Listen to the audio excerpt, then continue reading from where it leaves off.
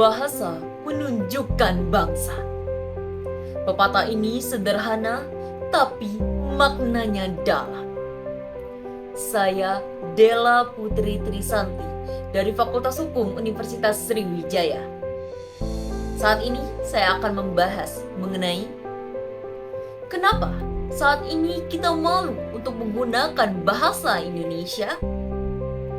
Kenapa bicara baku dianggap kaku, tapi kalau dicampur bahasa Inggris terdengar lebih keren. Padahal kita itu lahir, tumbuh, dan hidup di sini. Kenapa bahasa sendiri, yaitu bahasa Indonesia, terasa lebih canggung? Secara realitas, lihatlah media sosial kita. Isinya literally, basically, which is seolah bahasa Indonesia itu hanya sekedar untuk buku pelajaran, bukan untuk kehidupan nyata. Kalau di fakta hukum ataupun akademik, dalam penelitian Priscilla dan kawan-kawan pada tahun 2026 menunjukkan bahwa mayoritas mahasiswa itu lebih sering pakai bahasa gaul di media sosial, dan kebiasaan itu terbawa ke situasi akademik. Dampak nyatanya adalah saat menulis makalah, kalimat pun tidak efektif. Saat presentasi, kata-kata pun tersendat.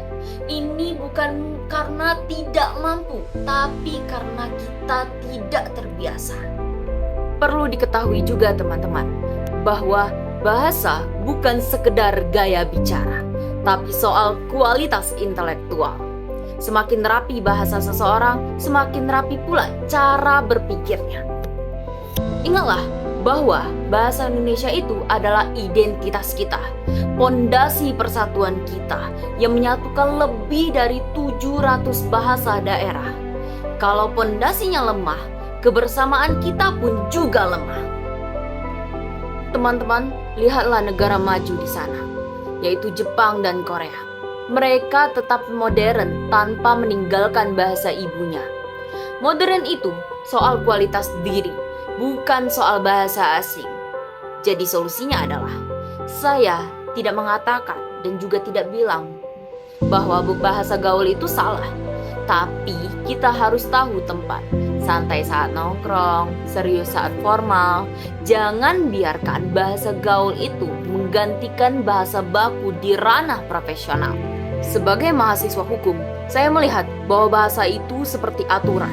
Kalau aturannya tidak jelas, maka kepastiannya pun. Sebagai mahasiswa hukum, saya juga melihat bahwa bahasa itu seperti aturan. Kalau aturannya pun tidak jelas, maka kepastiannya pun juga hilang. Begitupun juga dengan komunikasi. Ketika kita mencampur adukkan bahasa tanpa adanya struktur yang benar, pesan yang kita sampaikan pun akan menjadi bias. Nah, disinilah kita akan kehilangan kemampuan untuk berargumen secara tajam dan formal. Padahal di dunia profesional nanti, yang dihargai adalah bukan seberapa banyak istilah bahasa Inggris yang kita tahu, tapi seberapa logis dan runut cara kita menyampaikan gagasan dalam bahasa nasional kita. Teman-teman, coba kita renungkan bahwa bahasa itu adalah wadah budaya. Saat kita mulai enggan pakai bahasa Indonesia, kita sebenarnya sedang pelan-pelan memutus hubungan dengan identitas kita sendiri. Kita jadi generasi yang mengambang, dianggap barat bukan, tapi merasa terlalu modern untuk disebut lokal. Inilah kritis identitas yang nyata. Kita bangga dengan produk luar, bangga dengan gaya bicara luar, tapi lupa kalau pondasi kekuatan sebuah bangsa ada pada kemandirian bahasanya juga. Ingatlah teman-teman, bahwa bahasa Indonesia bukan bahasa kelas 2 atau bahasa kuno. Bahasa Indonesia adalah rumah kita. Kalau bukan kita yang bangga, siapa lagi? Bahasa bukan hanya alat bicara, tetapi cermin harga diri sebuah bangsa.